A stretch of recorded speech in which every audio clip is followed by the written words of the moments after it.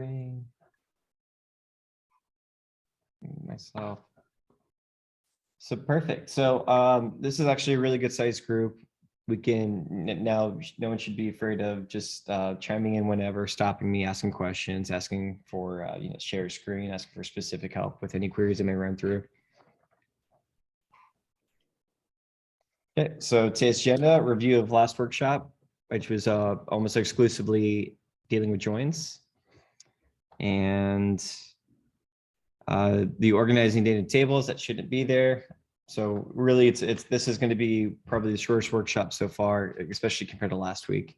So we're going to review joins. We're going to get our hands on some more hands-on exercises with joins, and then we're going to lightly jump into the concept of subqueries and why they're beneficial and how they can be applied and helpful.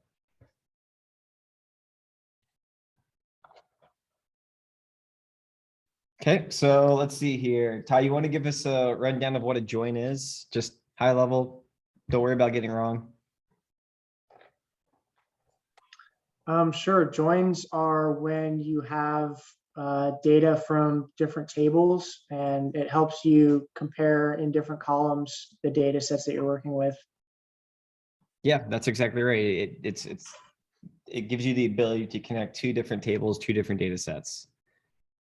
And we kind of ran through this a few different times, a few different ways last week. What we're looking for right here is we're looking for keys or common values between all tables that allows us to connect the data between those tables.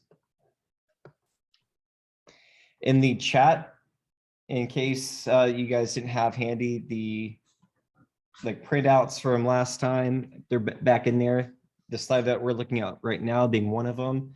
Along with this slide, you have the functions. Again, you have operators, and you have comparison functions as well. And that'll use those as reference points as needed beyond this workshop. But as we go through queries later, they might come in handy. So on the slide right now, we do see various types of joins. We have the left joins on the left side, the right joins the right side. In the middle, we have just the inner join, which is also just called a join.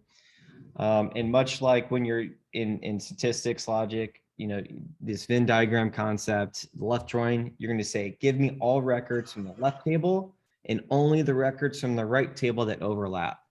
And inversely, it's the same thing for a right join. So give me all the records from a right join and any records from the left table that overlap. And then we can jump into what that visually looks like here. So here's an inner join. So only the records that overlap from both the left and right table. On the left-hand side, you will see the example syntax or the statement. And then in the picture, you'll see that only the records in the left and right table that match are going to be in the results of the table. This is a basic join. Now, what's a left join? We kind of just talked about it. Everything from the left table and everything from the right table that overlaps with the left table. On the left, you'll see the syntax or the basic query outline again. So the join statement or clause of a query comes after the from statement of the query. So select these columns from this table. Oh, and while you're at it, I want you to go ahead and conduct a join to this table using these columns as your key, and then give me the results based on the type of join I outline. And in this example, we have the left join. So give me all the things from the left and only the things from the right that overlap. And then you'll see at the bottom here, the results of that join. And then again, inversely, the right join, you could see down here, the join results are of the right table and only those from the left table that match. So far, is this intuitive? Does this make sense? Are there any specific questions about the concept of joins, left join versus right join versus inner join, and kind of what the results are?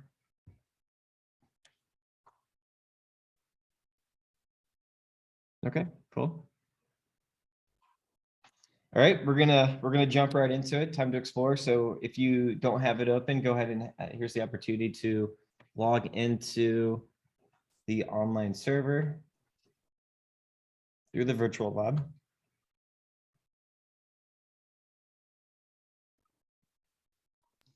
Thanks for sending those instructions, by the way. I finally got it running. Oh, it did work. Was there a specific step in the instructions that helped? Well, I mean, yeah, I had to go into services and manually like start the MySQL AD server.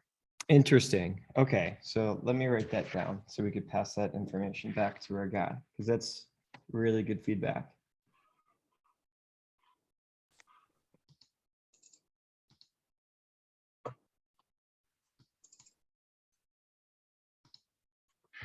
Okay. I'm just starting it on my side as well.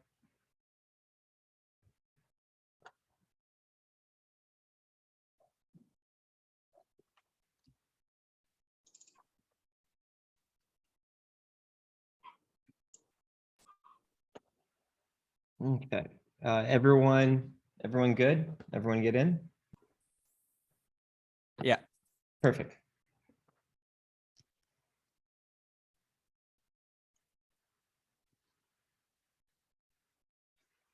Okay, so we're going to conduct a, all together kind of this like real business use case. So the data set we've been working at is still the same. It's this video rental company, this film rental company.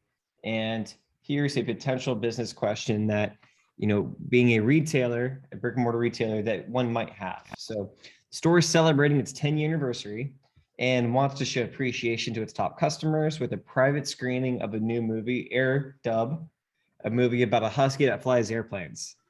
We want to go ahead and identify the top 10 customers. And when I say top 10, I mean revenue based. So an invite can be sent to those customers for this private screening. So without making you guys jump around all the tables and the schemas right now to figure out what tables we will need, it's outlined here for you. We're just going to connect the customer table to the payment table to do this. And is there anyone that kind of walks us through that has an idea of what that first step is? So this is still a continuation of a review of last week. What would be like a good first step?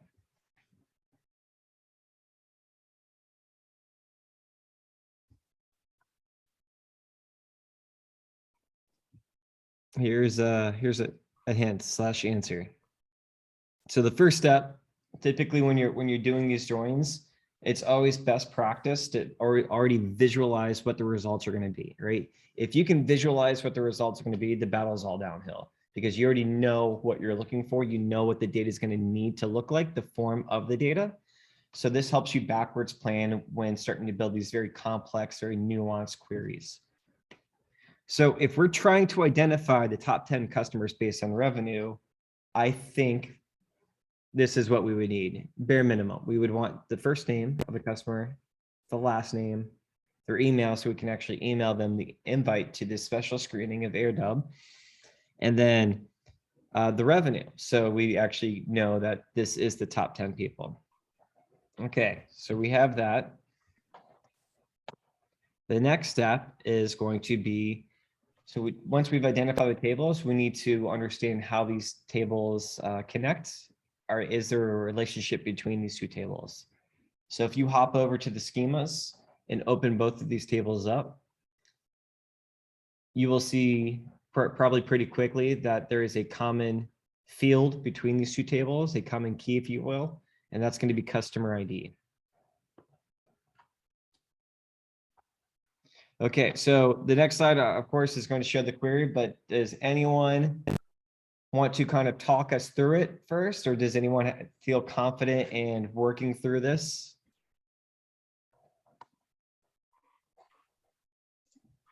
It's fine if no one is. We can run through this first one. So we'll go ahead and share my screen.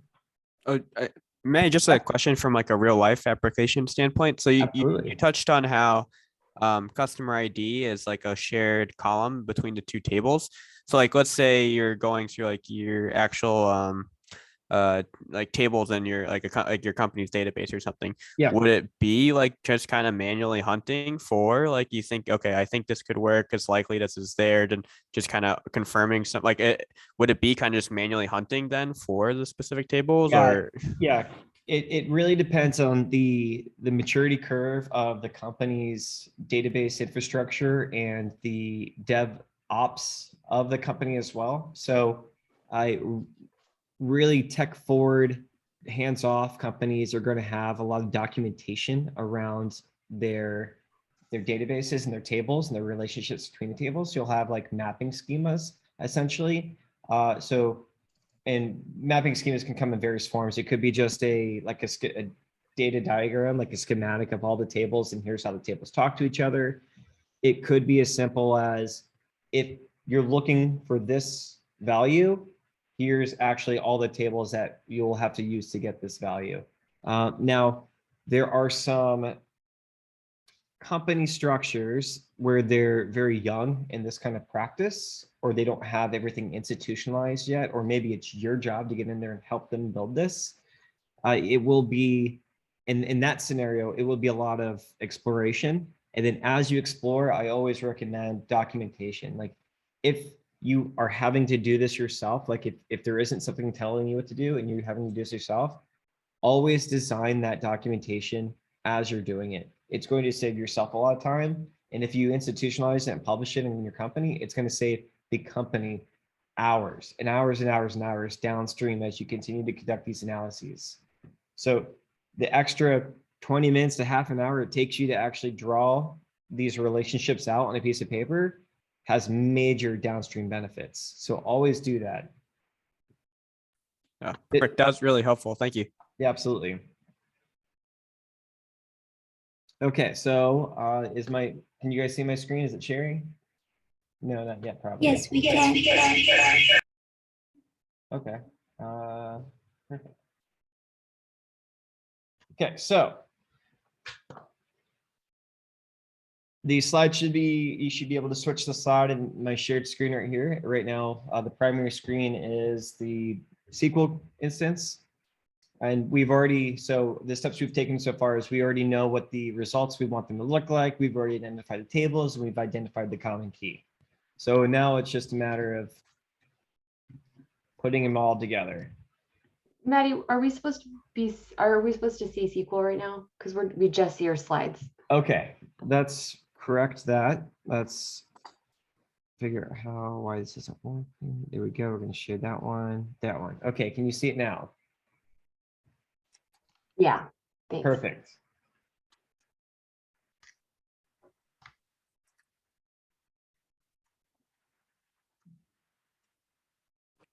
Can I ask a dummy question?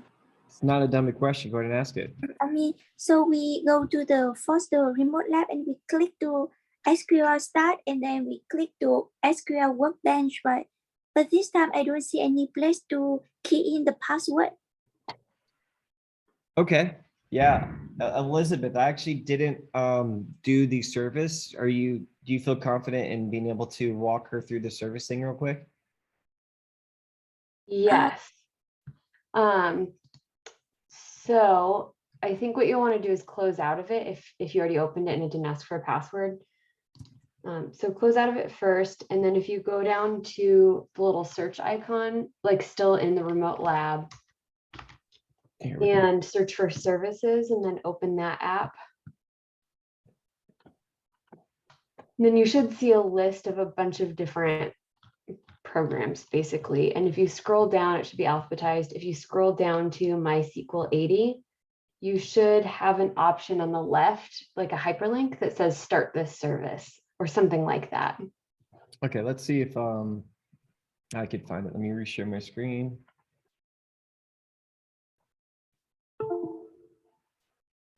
Okay, so let's close Workbench. Let's go to the magnifying glass. Let's look for services. Okay, services. Van, are you following along on my screen? Can you see it? Yes, I can. Okay, perfect. And then we're going to look for Workbench.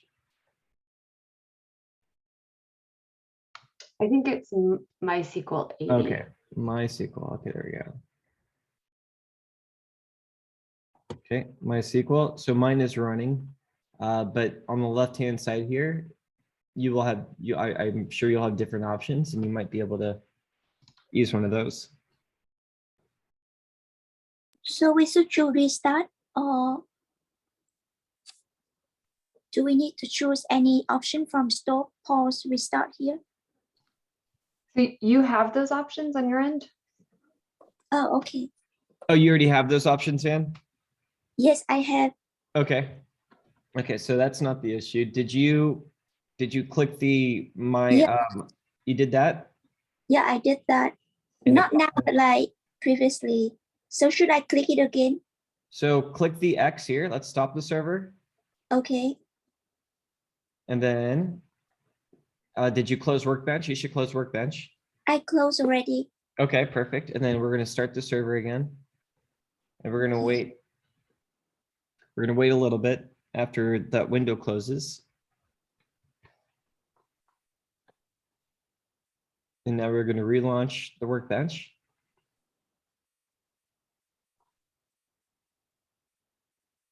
And then we're going to load that instance. Okay.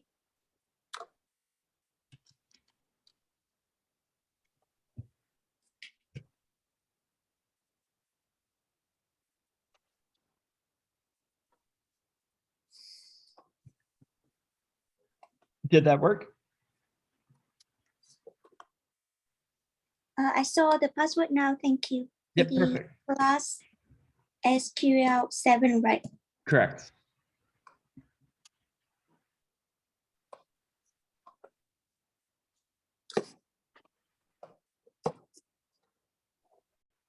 Please continue. I'm sorry for taking time. Oh, no, no worries at all. So, okay, so going back to the slide in the query here that we have here, we've mapped it out what we want to look like. We have the right columns that form into that result that we just talked about. We found the two tables that we want to connect. You can see that we're joining on customer ID between the two.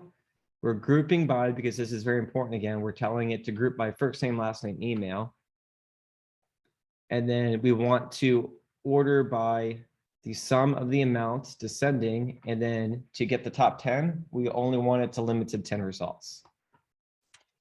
And if we do this, there we go. We have the top 10 people, we have their email addresses. So now we can go ahead and send the right email to the special screening of AirDub, the husky that flies airplanes.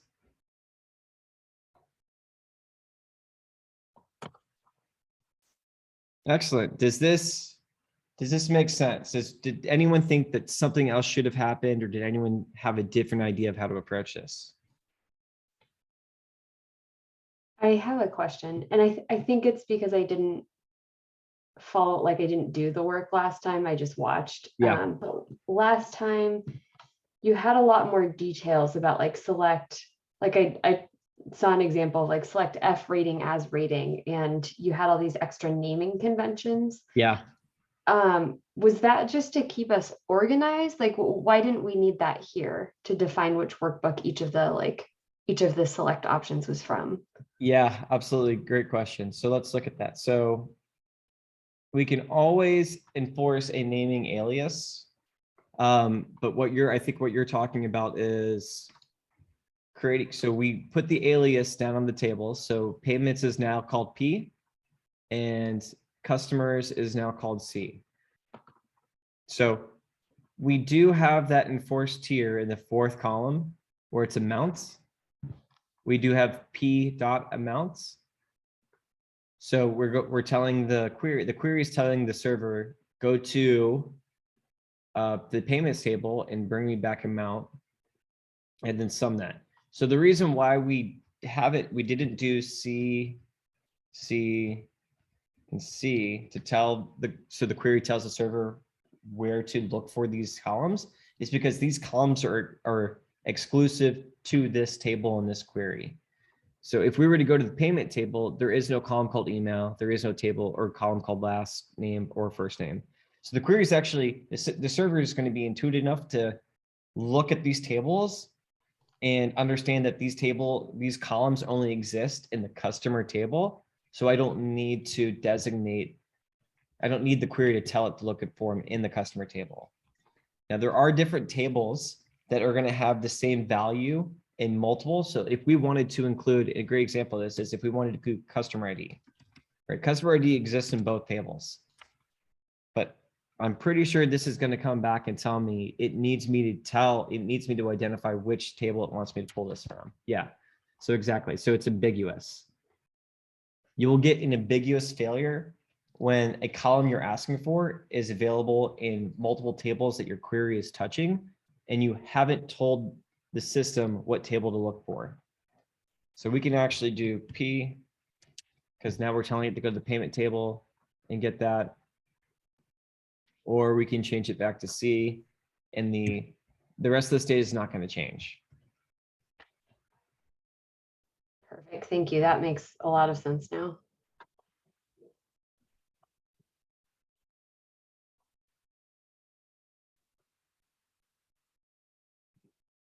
Although when we do add that, you could see that the order by is not what it was before because we locked it into table or column 4 and we added a new column. So now this is column 5.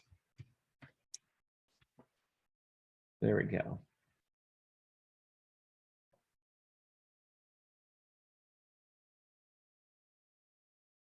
Okay, so you could see how being able to join tables in a single database can really help support real business use cases.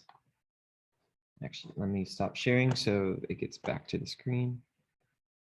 Back to the slides. Okay, so that was just a quick, dirty rerun of last week's joins.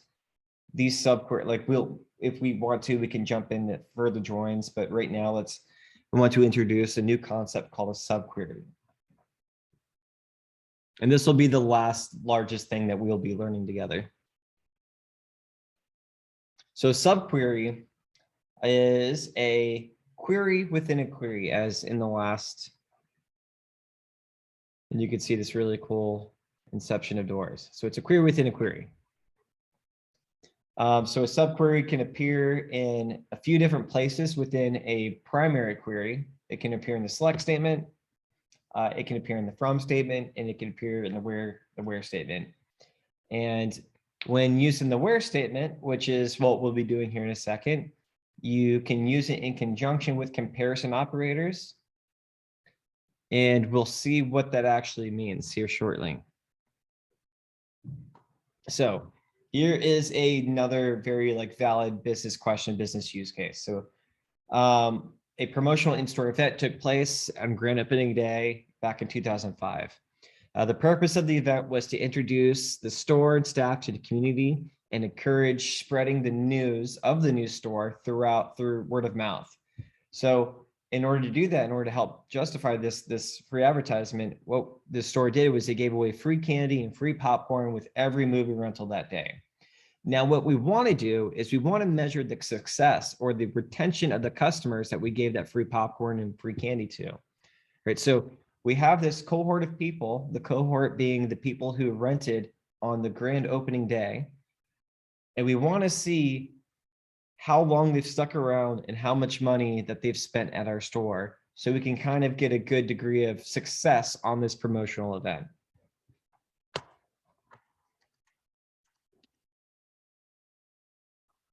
Well, let's talk about how this is a little more complicated, right? So here's the calendar from 2005. It is now 2022. We are looking for all the orders, all of them, all of the orders, all of the rentals from the customers that only purchased on this day. So we're saying pull all the people from this day and then give me all the orders that they've made so far in the lifetime of their existence in our store.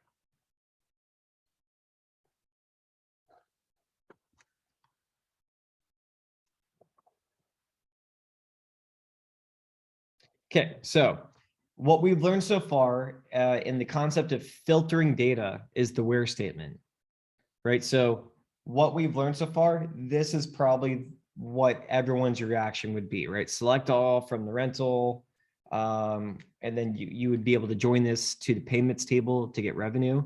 But why doesn't this work? What's this query actually doing?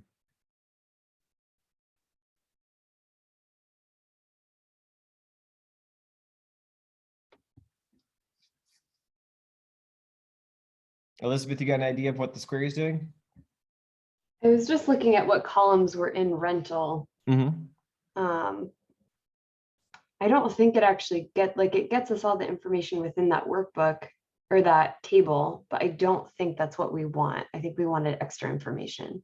So we do, and we can always join, but what information does this query, what right now, this query that from the where clause right here, what information is this actually providing us?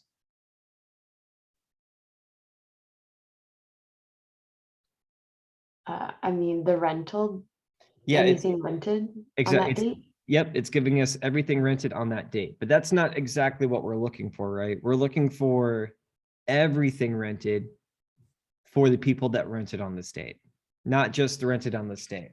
Oh, yeah.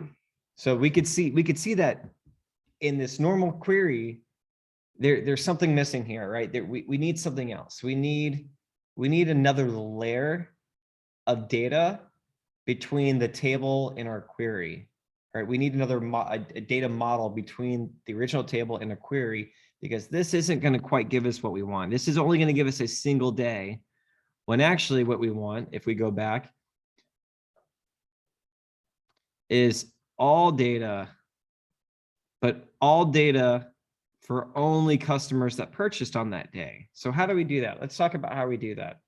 So what would be, does anyone have a idea of like what the data would need to look like that we're querying in order to pull all transaction data for customers that purchased on the 24th?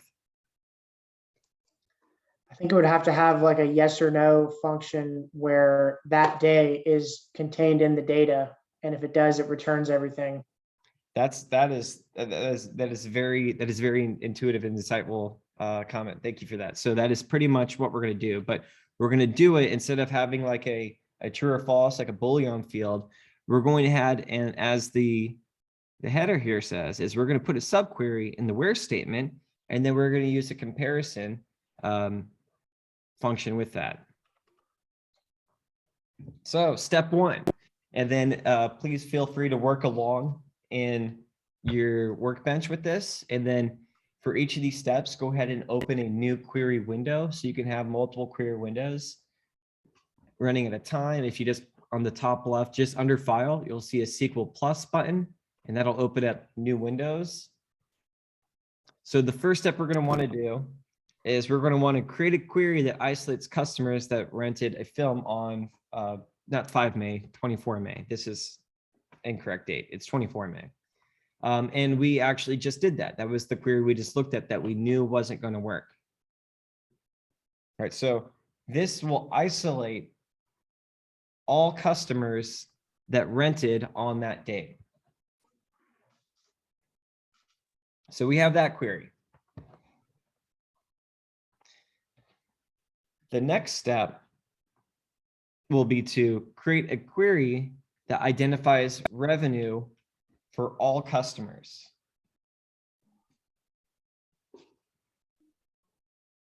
So let's actually, we'll go back in case to let people, again, this is incorrect. This is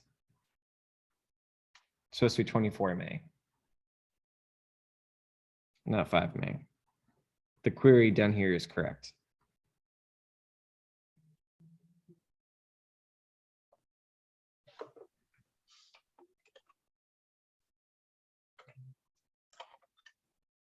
Okay, go ahead and give a thumbs up in the Zoom once you're good with this stage.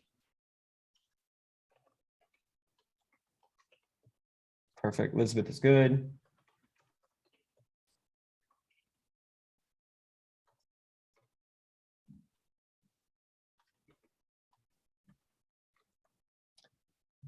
Daniel's good.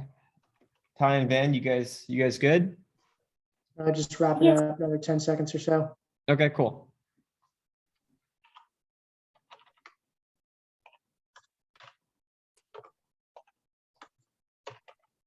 All right, I'm done. Perfect. So you have this, and you can see in the results, what it's doing is it's, again, giving you all data for customers, or actually just giving you customer ID for all customers that rented on this specific date.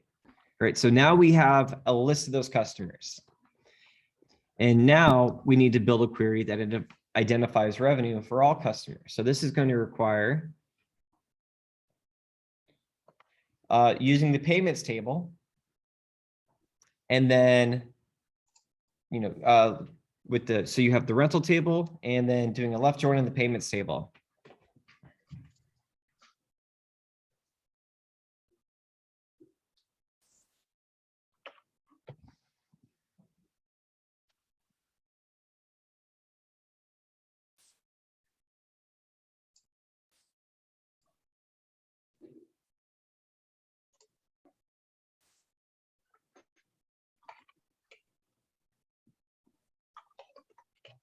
Okay, so now you have these two queries. You have the first query, which gives you the list of all customer IDs who rented on the date we're looking for, right? So those are the customers we're looking for. We're trying to find lifetime customer spend for those customers.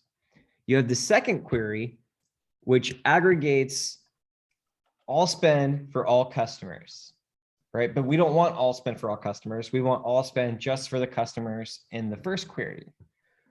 So who has an idea of what we could do now?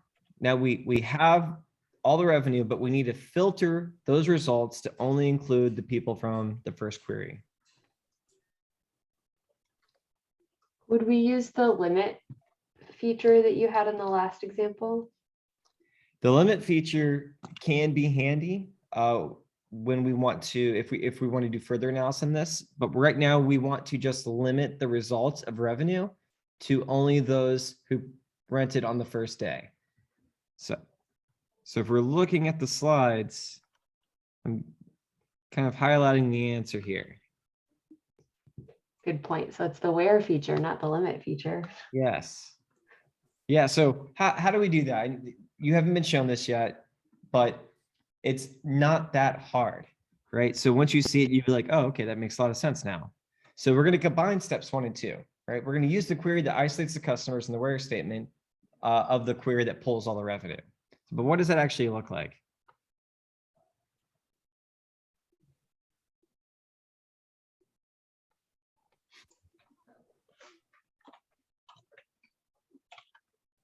So you could actually just cut and paste here too. So you already have those 2 queries. You already built them, steps 1 and 2. So I would take query 1, cut it, and paste it into query 2, and just turn that into a where statement. So you could actually see what's happening here, right? So it said the top part of this query is saying, okay, we're asking for all revenue for customer, but only return customers that are in this subquery. Only give me the data for customers that are located inside the subquery.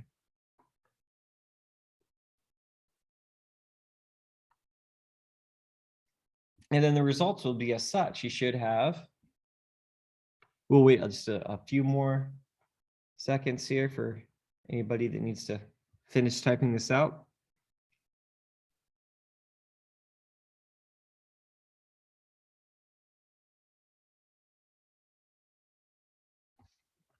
Okay, if we need to go back, just let me know. We're gonna keep going.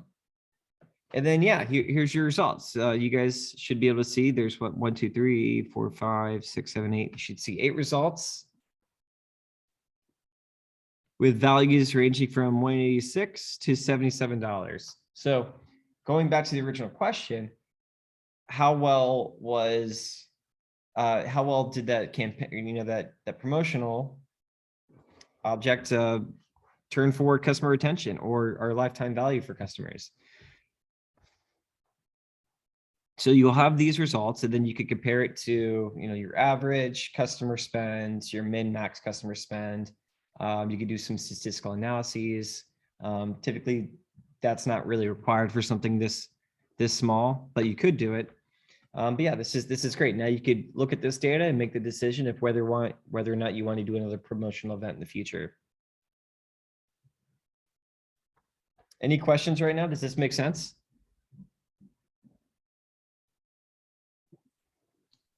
Yeah, Okay, this is making sense. perfect. Okay, So now we just did a subquery in the where statement. Now we're going to go ahead and shift gears. Same concept, but a different location than query. We're going to do a query in the from statement.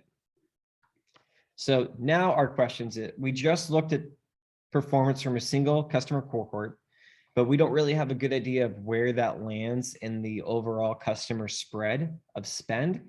So let's figure out where those customers land in the overall spread, right? So we want to know what the minimum, maximum, and average lifetime spend for all customers are.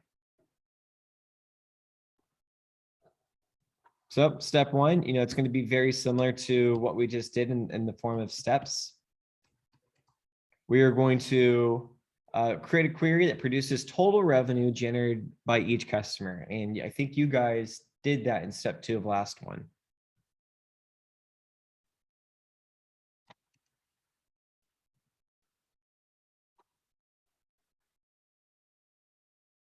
Right, it's pretty simple. So go to the payments table, give me customer ID, give me a sum of the amounts of everyone, and group that by customer. So this is saying, give me a customer ID and then everything we've spent that we have on record.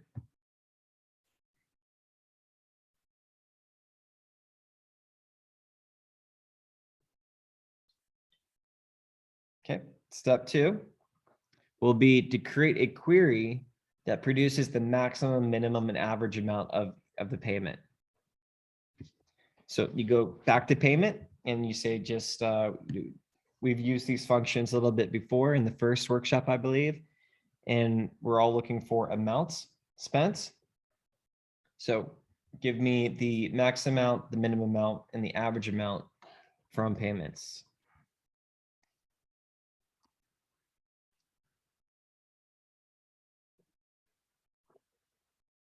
And then much like the last hands-on, step 3, we're going to combine step 1 and 2.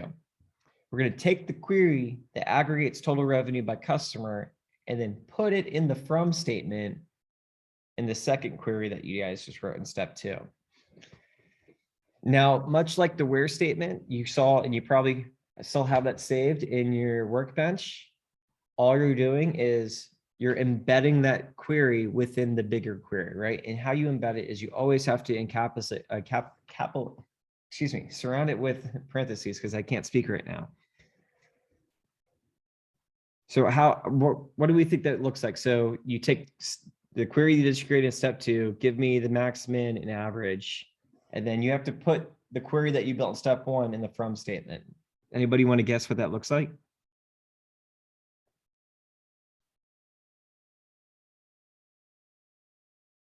Yeah, Daniel, you're exactly right. That's exactly what it looks like. Perfect.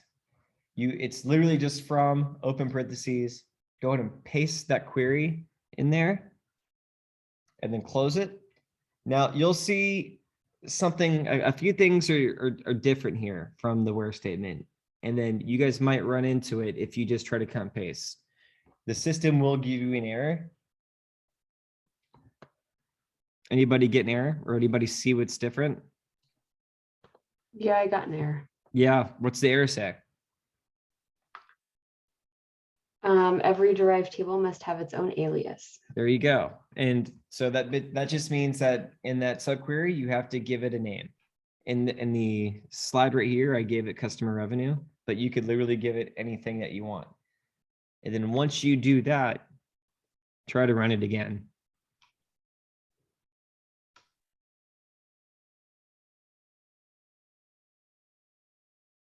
Yeah, it's getting me something. It works, I think. Okay. And then what results? Please share. What's the maximum amount? Oh, the same. So I do have 221.55 and the same min of 50.85 and the same average of 112. Perfect. Yeah. So that's exactly right. Does everyone else get the same results? Did anyone else run into issues?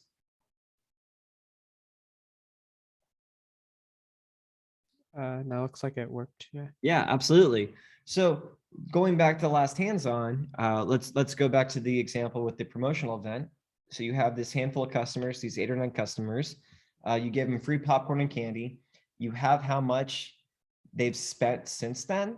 And now you have a good idea of what the max, min, and average customer spend. So comparing those two things, you now have a better platform to make a more defined decision with future promotion events, right? Maybe it was too early to do that promotional event. Maybe it is something you want to try again, but at a different scale. Maybe it's something else you want to promote. So this is all different techniques of deriving data to inform decisions, right? These are all real life business use cases.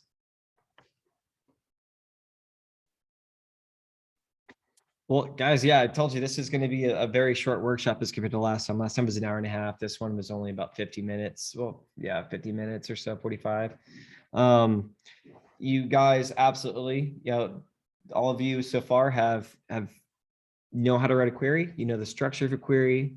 You've encapsulated the most important aspects of it. The where statement, the joins are critical. Filtering your data with where, joins, tying tables together, comparison operators. So this is it. Like, you guys are well above a lot of people in your ability to navigate databases and writing queries and getting deep into data analyses. Now, again, I can't stress this enough. This is a perishable skill. So I don't expect, it's not good to expect anyone to always remember everything, but it's not hard to find the right resources. Like, you can go to Stack Overflow and type in the question. Usually if you just type in a query question in Google, Stack Overflow is going to be like one of the top 5 results. You can go directly to the server's documentation. So I'm big into Google's SQL Server. So I always go to their documentation when I forget a function or I forget the logical operators in a particular degree, right? So the resources are out there. Never feel discouraged if it's not something you can remember. If something takes longer, if it's taking you longer than like 5 minutes, go to Google, right? Just go straight to Google if you don't understand, or ask, never be afraid of asking someone else in the organization or even someone outside of the organization for help. Now, so that's it. I'll hang out for as long as anybody wants to review anything. If you want to go over some more questions, if you want some more live hands-on exercises, we can do that too. But yeah, thanks everyone. Thanks so much. It's been great. Really appreciate it. Yeah, thank you very much, Maddie. Really appreciate it. Thank you. Thanks, This was Matty. awesome. Thanks. Yeah, absolutely.